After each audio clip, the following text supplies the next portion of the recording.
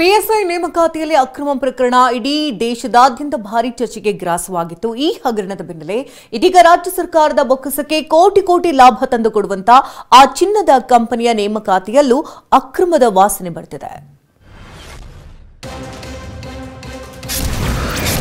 ಹಟ್ಟಿ ಚಿನ್ನದ ಗಣಿ ಹುದ್ದೆಗಳಲ್ಲೂ ಭಾರೀ ಅಕ್ರಮ ಶಂಕೆ. ಮ್ಯಾನೇಜ್ಮೆಂಟ್ ಟ್ರೈನಿಯ 37 ಹುದ್ದೆಗಳಲ್ಲಿ ಗೋಲ್ಮಾ.